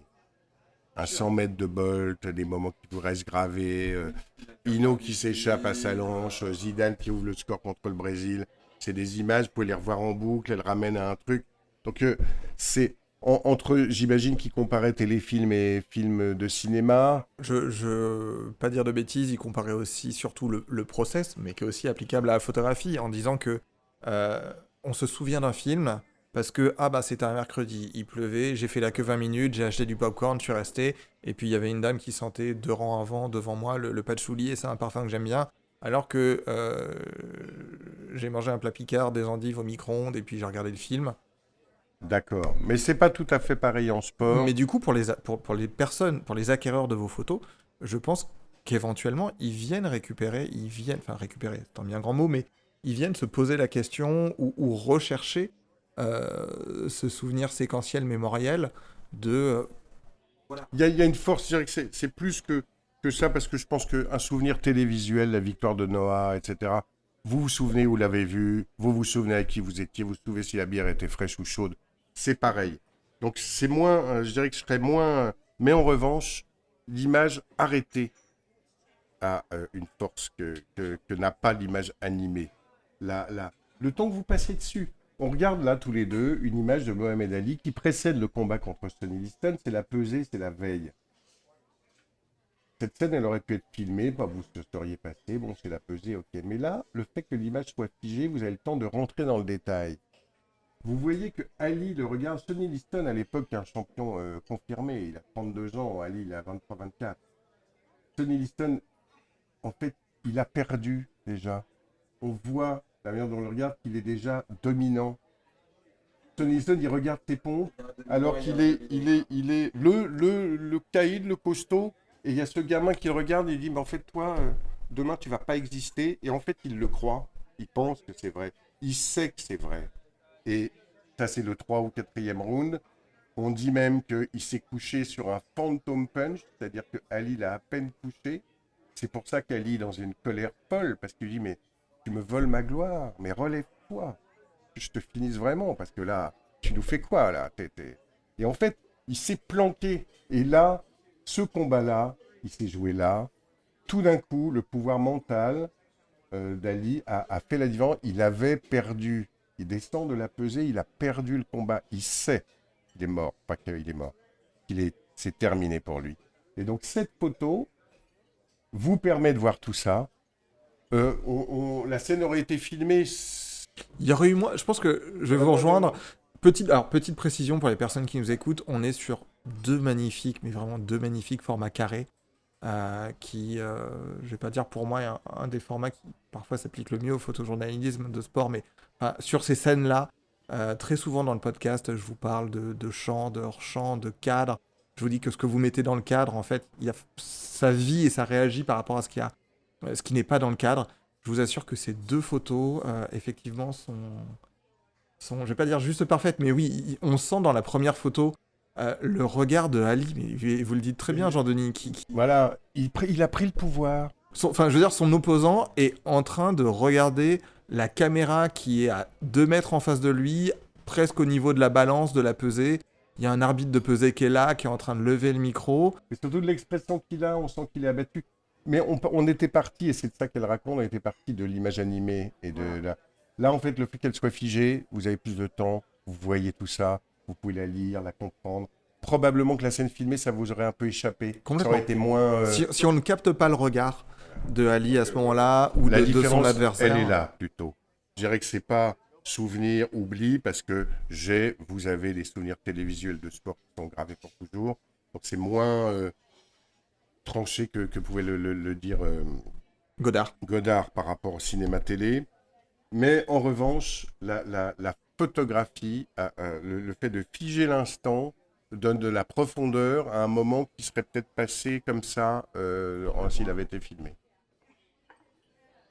Comment traitez-vous et comment gérez-vous la matérialisation? Alors, je vais développer la matérialisation des clichés. Donc, en face de nous, on a des clichés qui sont en argentique. Bentoir, qui est, si jamais il nous écoute, bonjour, qui est pour moi effectivement sur le milieu du surf. Enfin, c'est un dieu vivant, mais je veux pas dire de bêtises.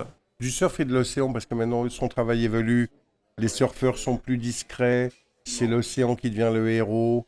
Il les prend. Vous voyez, le travail évolue, parce qu'en fait, depuis 4 ans, on travaille ensemble depuis plusieurs années, mais c'est un artiste. Donc, la manière dont il travaille, ce qui l'intéresse de faire. Je crois que c'est une des premières personnes que j'ai contactées par MP Instagram pour discuter de logiciels en photo. C'est quelqu'un qui est comme vous, qui est extrêmement, extrêmement humble, extrêmement, je cherche le mot, je le trouve plus, abordable, et qui répond sans aucun problème. J'espère qu'un jour je pourrai l'interviewer. Si je dis pas de bêtises, il travaille en numérique. Comment gérez-vous un photographe qui vient vous voir et qui vous dit, voilà, moi j'ai des planches contact, vous pouvez regarder à partir des planches contact, j'ai telle série. des personnes qui viennent nous voir en se disant, voilà, moi j'ai des RAW, telle définition. Comment vous travaillez? J'imagine que vous avez une relation avec un tireur particulier, un imprimeur Non, ouais, particulier. c'est un peu différent. Ça, dans une galerie, c'est l'auteur qui décide. Donc en fait, moi, je vais vendre un tirage. C'est ce que je vais acheter à l'auteur. C'est pas un droit de reproduction. Donc en fait, c'est lui qui choisit où il veut tirer. Elle doit être tirée, la photo, comme il veut, donc par lui, sous son contrôle. Quand les photographes n'ont pas de tireur attitré, je peux leur conseiller. Tu devrais peut-être aller voir. Mais en fait, ils vont où ils veulent. Ce qu'il faut, c'est que le résultat qu'ils m'amènent, Soit satisfaisant par rapport à ce qu'ils ont capturé eux. ils veulent que ce soit. Voilà, c'est ça l'important. Ce qu'on va vendre, c'est leur œuvre. Donc elle doit être comme ils veulent qu'elle soit. Donc en fait, il n'y a pas de règle de, comment dire, de manière, de mode opératoire. Pour les encadrements, pour tout ça, on en discute. Souvent, les encadrements dans une galerie de photos, ce ne sont que des suggestions. C'est-à-dire qu'en fait, vous pouvez me dire, ah j'adore, mais je préférais qu'elle soit encadrée avec passe-partout et Ouais, je préfère une c'est Marie-Louise qu'une caisse c'est pas un américaine. problème. C'est une suggestion. On la voit bien comme ça, mais si vous la voulez autrement, c'est possible. Hein. Il y a des photographes où c'est plus précis parce que, par exemple, les, les, les œuvres de Ben Thouars, là dont on parlait, ou de Franck Seguin, qui est lui un spécialiste d'apnée. J'ai beaucoup de choses magnifiques aussi, un travail formidable avec Guillaume Néry. Leurs œuvres, c'est souvent, elles se présentent en sous diasèque. C'est donc un encadrement particulier où le tirage est pris en sandwich entre de l'aludibond derrière et du plexiglas devant. Et dans leur cas, à tous les deux, c'est souvent encadré d'une petite caisse américaine affleurante, très fine, assez profonde, qui en fait un objet, un objet. Et généralement, on les propose comme ça. Mais si une personne dit, ah ben oui, mais le diasèque, j'aime pas, je préférais, c'est possible. Possible, C'est juste que c'est une suggestion. Dans le cas de Ben ou de Franck, suggestion assez forte, mais pas, voilà, on va pas, voilà. Et c'est souvent le cas. C'est assez rare d'avoir une œuvre, c'est comme ça, pas autrement. C'est très très rare. Quand... L'œuvre, c'est le tirage. L'œuvre, c'est le tirage, bien Alors sûr. après, la mise en scène, on est d'accord, et que la manière dont il va exister, c'est très important. Mais on essaye de faire au mieux pour chacun des tirages, en fait. Mais quelqu'un peut penser autrement par rapport à ça. Ce qu'il va acheter, c'est l'œuvre, c'est le tirage. C'est l'œuvre finale. Vous êtes passé dernièrement dernièrement, la galerie jusqu'au mois de mai, si je dis pas de bêtises, était à Paris Non, je suis resté 6 ans dans le 7e, boulevard de la Tour Maubourg, mais j'ai quitté la Tour Maubourg à la fin de l'année 2018. Toute l'année 2019, j'ai été un peu nomade, c'est-à-dire que j'ai loué des pop-up 3 fois, je crois, ou 4 fois, pour des expositions particulières. Vous voyez ce que c'est qu'un pop-up? C'est une galerie éphémère, quoi. En gros, J'ai travaillé sur des pop-ups, j'ai une bonne vision de la chose. J'ai aussi multiplié ce qu'on appelle les foires, c'est-à-dire que c'est des salons. En fait, c'est comme un salon où vous louez un stand et puis vous vous installez pour 3-4 jours. Ça, j'en ai fait 10, je crois, en 2019, donc c'est vraiment très important. Mais j'avais besoin de me réinstaller quelque part. Je ne pouvais pas rester comme ça, juste... C'était épuisant, d'une part, extrêmement cher, d'autre part, et puis ça n'allait pas. Moi, je ne suis pas super doué pour travailler chez moi. En plus, il faut que j'ai une démarche que je sorte de chez moi, que j'aille au bureau. Enfin, sinon, je ne suis pas très efficace. Je travaille moins vite. Je flemmard. Je suis distrait par... enfin bon, c'était pas mon truc. Et je voulais un endroit surtout pour recevoir en permanence parce que c'était plus compliqué. Parce qu'en fait, quand vous mettez même 1000 euros dans un tirage, la moindre des choses, c'est que vous puissiez le voir. Hein, on est d'accord, c'est pas seulement l'ordi. Il y a des gens qui achètent comme ça. Souvent, c'est de la plupart du temps même des clients, c'est-à-dire qu'ils savent qu'ils vont trouver à l'arrivée. Ils n'ont plus besoin. Ils savent. Mais pour quelqu'un qui démarre un peu son truc ou sa collecte, oui, à quoi ça ressemble? Donc, c'est pas tout à fait la même chose, l'effet que ça vous donne. On n'entre pas de la même manière sur une image qui fait un 60-90 en caisse américaine en voyant ça sur un cartel ou sur une information, sur un fichier numérique ou un PDF de vente. Donc j'avais besoin d'un lieu quand on est face pour pouvoir accueillir. Et à un moment, je me suis posé la question. Paris, c'était plus évident, c'est très cher, c'est parfois on était beaucoup handicapés parce que c'est quelque sorte d'un commerce, hein, comme un restaurant. par tous les événements qu'il y a eu à Paris cet an dernier, mais même avant, toute l'année 2019, où tout d'un coup, ça devenait vraiment compliqué, les gens sortaient plus beaucoup. Donc en fait, je réfléchissais même à m'installer en appartement, comme ça se fait beaucoup à Bruxelles ou à New York, où les galeries sont pas pignon sur rue. En fait, c'est en appartement, d'autant que ça fonctionne. C'est pas une boulangerie, hein. Les gens, ils viennent, c'est un réseau, ils viennent, ils se plaignent, ils m'appellent, savoir est-ce que je peux passer, padada. Donc, je réfléchissais à ça, puis j'ai eu l'opportunité de ce lieu, donc où je suis à côté de chez moi. Donc, il y a un côté plus confortable. euh, sur les bords de Marne, dans un endroit vraiment charmant.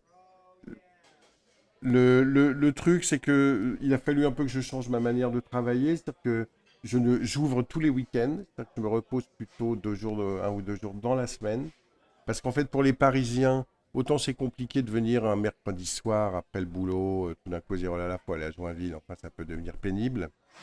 Alors que le week-end, on peut coupler ça avec une balade dans le bois de Vincennes, une balade sur les bords de Marne, une petite guinguette, une petite terrasse à droite à gauche. Ça peut devenir comme une destination et même une journée très agréable. Il y a des gens qui viennent en vélo le week-end me voir, enfin voilà. Donc j'ai déménagé, donc 87 quai de la Marne à Joinville-le-Pont, et j'ai ouvert en fait en gros quelques jours après le déconfinement, donc je dirais 20 mai en gros. Mais est-ce que ça vous permet de... Alors, vous me disiez que des, euh, des acquéreurs habituels viennent et de toute façon, enfin voilà, vous avez un rapport avec eux, ils ont un rapport avec la galerie et ce que vous proposez, où ils savent où ils vont mettre les pieds et pourquoi ils viennent là et ce qu'ils viennent chercher. Est-ce que le fait de quitter Paris et d'être à Joinville, au-delà de ces acquéreurs-là, ça vous permet de rencontrer peut-être un autre public? Oui, enfin, le voisinage, forcément, commence à passer la tête. Oh là, c'est bien, Ah, c'est vous êtes nouveau, là. c'est Voilà. assez beau, il y a de belles images.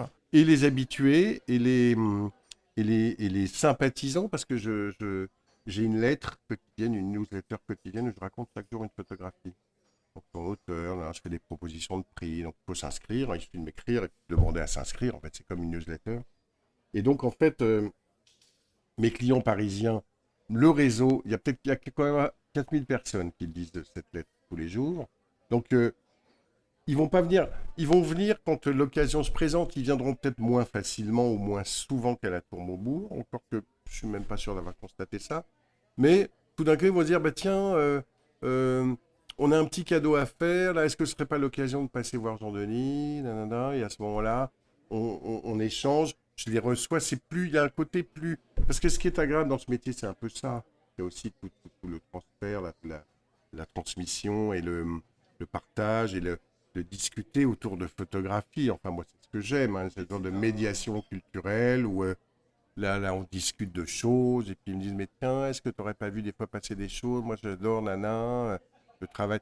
Même j'ai des rapports parfois avec certains clients, même quand ils vont me demander conseil, même pour acheter hors sport.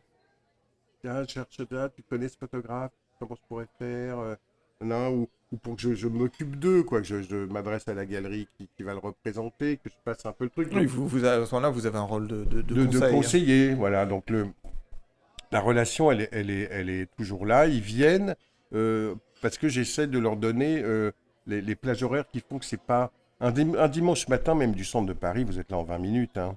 C'est beaucoup moins compliqué. Oui, et puis alors, deux choses. Les à côté sont vraiment charmants, enfin, Oui.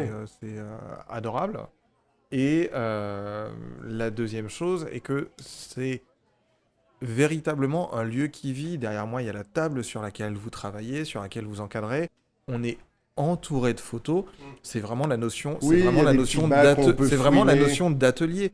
Je vais pas refaire une référence à cet épisode d'un podcast que j'aime beaucoup qui est C'est cool, c'est quoi sur les vinyles avec les personnes qui vont chercher dans leur bac de vinyle, mais enfin, je pense que c'est intéressant et c'est important qu'on a des images, de les faire vivre, d'être dans un lieu qui n'est pas aseptisé, comme certaines Il y a les galeries. catalogues, il y a les livres des auteurs. On peut s'installer. Il y a un fauteuil bouquiné. On a un petit chien qui nous accueille. Est-ce qu'à votre connaissance, Jean-Denis, il existe d'autres types d'acteurs, de galeries comme vous sur cette notion de photojournalisme, ou est-ce que vous Ah êtes... oui, photojournaliste, il y en a. On peut considérer que Polka, la plupart des choses qu'ils exposent, c'est du Je pensais à photojournalisme. Polka, effectivement. Ouais, c'est probablement la plus importante. Il y a d'autres photographes qui sont dans des galeries où il n'y a pas seulement des photojournalistes, mais ils sont là. Disons que la mienne, elle est particulière parce que je suis le seul à faire que du sport ou des choses qui parlent de sport. Mais du photojournalisme, c'est pas aussi ancien que la photo d'art, enfin un peu conceptuel, je veux dire. Mais en revanche, ça a existé déjà même avec les photographes humanistes, les Cartier-Bresson, les Doisneau, tout ça, où ils commençaient à vendre des tirages, et puis même la génération Magnum. Il y a, voilà, c'est plus établi, mais non, même dans les très grandes foires internationales, on en trouve photojournalisme même assez fréquemment. Du photojournalisme dédié au sport, plus précisément comme ce que vous faites vous. Oui, dans les foires, moi j'ai pas encore fait Paris Photo, j'aimerais bien un jour, mais bon, c'est quand même un peu compliqué. C'est quand même très très très cher. Hein. Faut vraiment être une galerie installée depuis pour pouvoir le faire. Mais je dirais que oui, pourquoi pas. Et je suis sûr que ça marcherait bien. Parce qu'en fait, tout d'un coup, j'ai jamais personne m'a dit, même des gens qui baignent dans ce métier depuis toujours, que c'était une idée saugrenue. Ou, tout d'un coup, mais et même ils sont surpris par la qualité des choses exposées. C'est-à-dire que souvent, ils n'imaginaient pas que ça pouvait être aussi riche.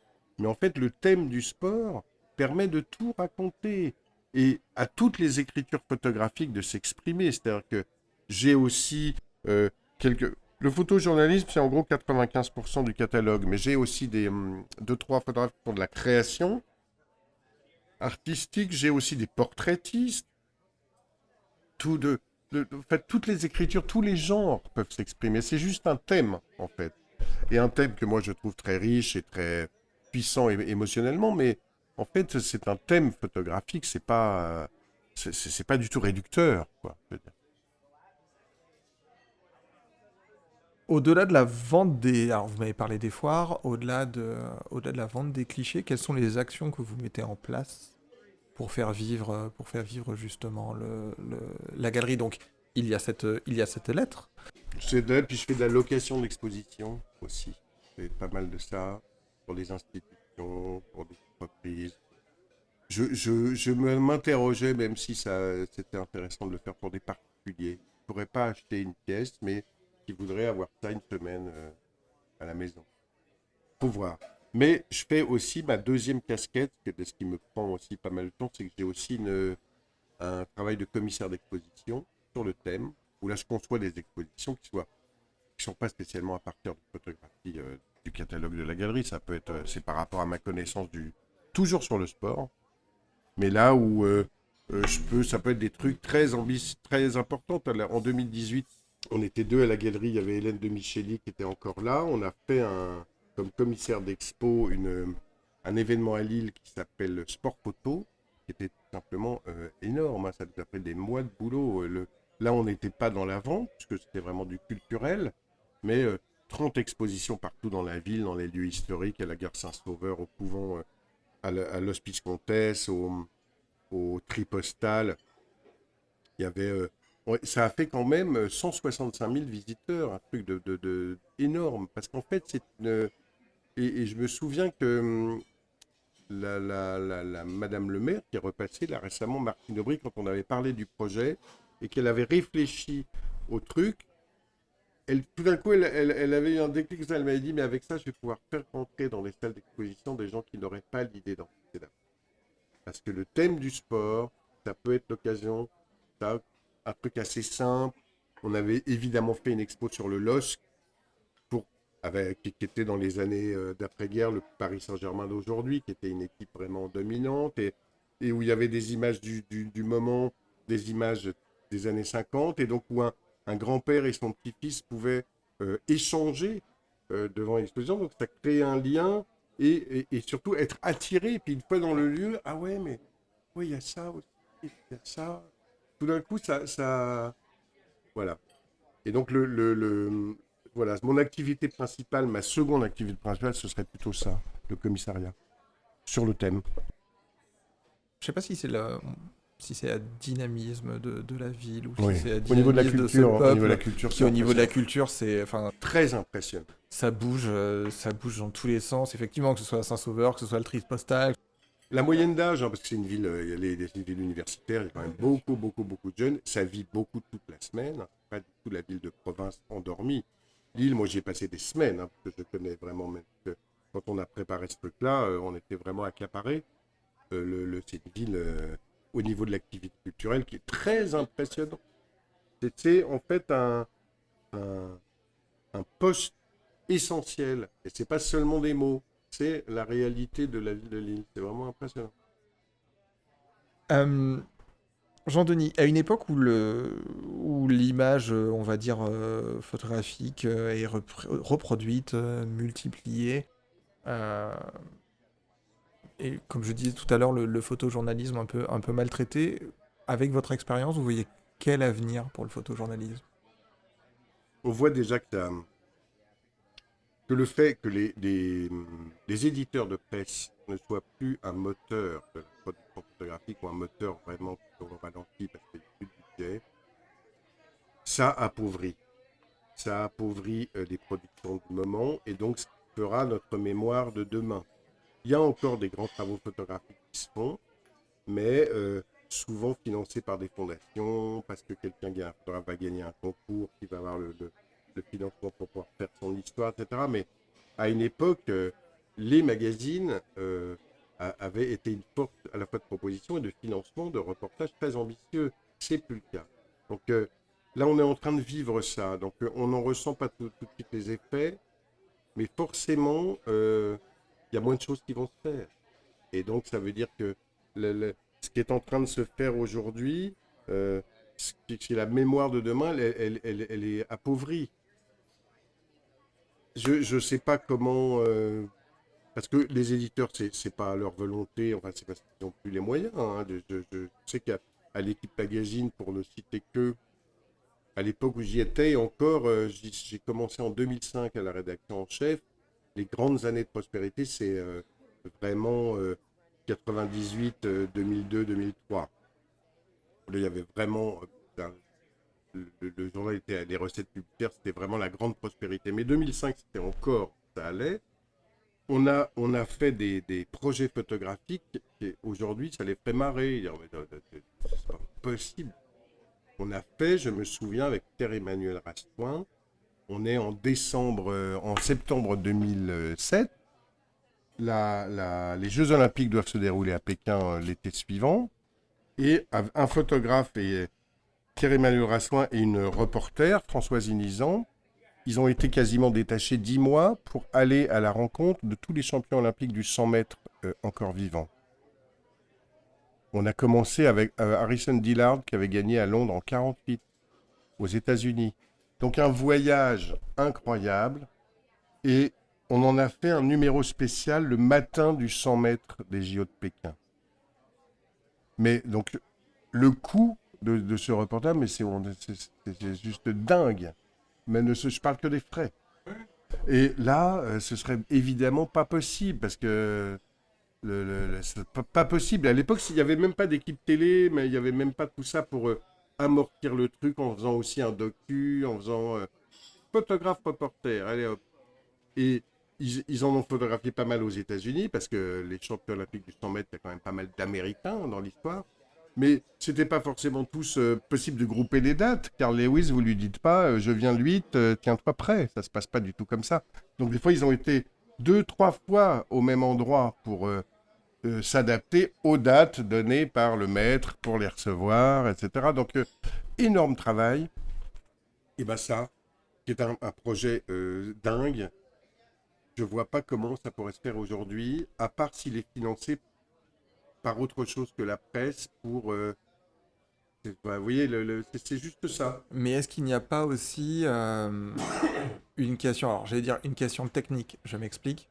J'aimerais beaucoup un moment faire un épisode sur la photographie de plateau. Alors les personnes qui nous écoutent et ne savent pas ce qu'est la photographie de plateau, pardon, c'est très simple. Le photographe de plateau, c'est celui qui, lors d'un tournage, d'un film, va être là et va capturer et des scènes du film, et la vie, et les backstage. Et malheureusement, avec l'arrivée des caméras numériques et la possibilité de retenir juste une image en particulier, c'est très souvent le premier budget qui saute quand on s'intéresse à la photographie dans le monde du cinéma. Maintenant, enfin, de moins en moins, vous avez un nom qui est attribué à une captation sur un book press ou quelque chose comme ça, parce que c'est une image tirée d'un capteur. Alors, c'est pas problématique qu'elle soit tirée d'une caméra, mais c'est qu'on n'a pas le même œil, on ne regarde pas partout de la même manière, on ne travaille pas de la même manière. Et là aussi, c'est quelque chose qui, malheureusement, le premier budget, si ça se trouve, qui saute dans la ligne. Par rapport à ce que vous venez de me dire, est-ce que vous pensez justement que... Alors, votre galerie, la réponse est oui, c'est une évidence. Mais de manière générale, est-ce que vous pensez que les galeristes et les galeries photos euh, peuvent être un point de sauvegarde et un point de sauvegarde pour le photojournalisme, alors naturellement pas que dédié au sport, hein, heureusement vous êtes là pour ça, mais aussi pour le public, parce que comme vous l'avez très bien dit, malheureusement ça fond comme peau de chagrin euh, dans la presse. J'aimerais me tromper, mais je ne pense pas que cette tendance-là va s'arrêter. Euh, et vous l'avez très bien dit tout à l'heure, c'est la mémoire. Là, on est en train de sauvegarder ce qu'on regardera dans 25, dans 30 ans, en disant les années 2020, euh, d'un point de vue photojournalistique, pardon, c'était ça. Est-ce que vous pensez que la galerie peut avoir ce rôle-là? C'est difficile parce que la galerie, elle est déjà un peu tournée vers le passé. C'est que justement, je remets en image, je remets plutôt en valeur des images qui ont été faites parfois il y a 20, 30 ans, 10 ans, 5 ans. Donc on peut se dire que peut-être une galerie dans 25 ans, sur les années 2020, alors on ne sait pas ce que ça va devenir, même si on imagine que ça ne va pas beaucoup changer, mais on aurait peut-être moins de matière. Mais c'est surtout que dans l'idéal, un galeriste, si j'avais vraiment des moyens considérables, je pourrais être un acteur de la production par rapport à un auteur sur lequel je crois et que je financerais et qui pourrait vendre ses œuvres. C'est absolument impossible de faire ça dans l'économie d'une galerie actuelle, mais je pense que ça a été le cas. Il y a des artistes qui ont été soutenus par leur galerie, qui les a aidés à vivre et à produire, des peintres Bien notamment, sûr. énormément. Au moment des peintres, c'était... Je suis pas sûr que les galeries actuelles, même très installées, puissent encore se permettre ça, de juste de, de- d'entretenir, d'aider un artiste à vivre en attendant qu'il sorte des choses. Je suis pas sûr.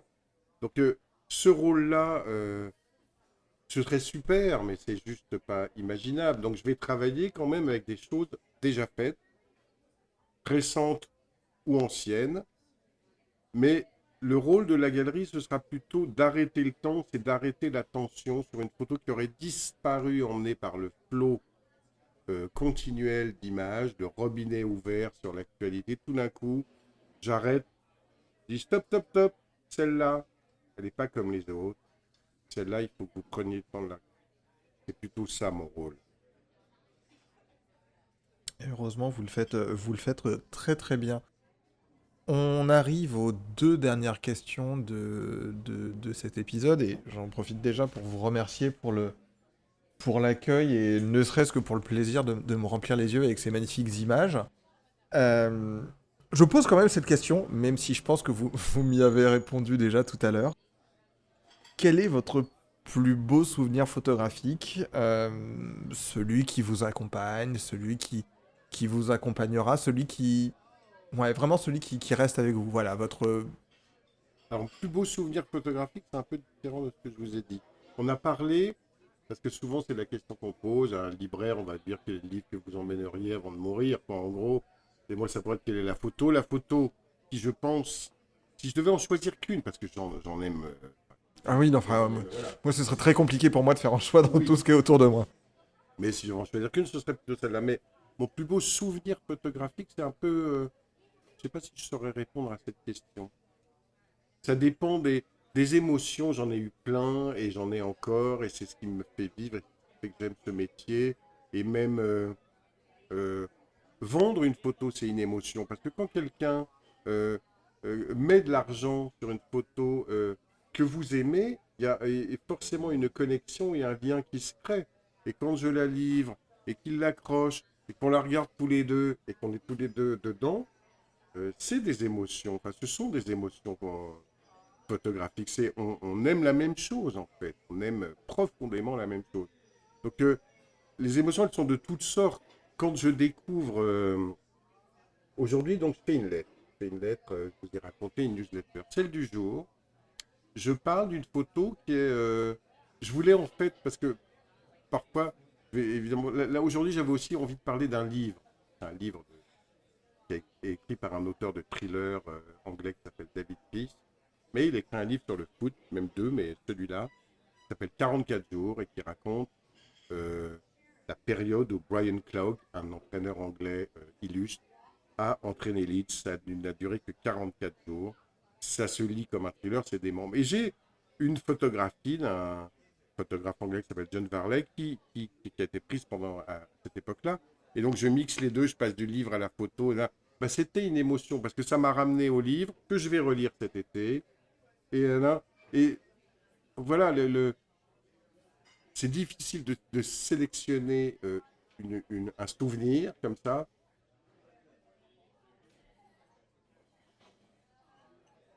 Quelles sont pour finir, quelles sont les actualités à venir? Alors, on enregistre là le 9e épisode, on est en juillet, on est en juillet 2020. La rentrée, somme toute, j'imagine que vous la préparez déjà. Les prochaines actions de la galerie. C'est un peu difficile en ce moment. On ne sait pas comment ça va être en septembre. Ça redémarre pas. À un moment, j'imaginais faire la foire de Lausanne. C'est fin septembre. Je dirais pas. Euh, au niveau des expositions, la galerie, elle fonctionne plutôt comme un showroom. Là. Donc, je pense pas plus faire d'expositions à thème comme je faisais dans le 7e. Tout d'un coup, je fais tout sur un sport parce que c'est l'été 2018. Je vais tout faire sur le foot. Pendant le printemps, je fais tout sur le tennis.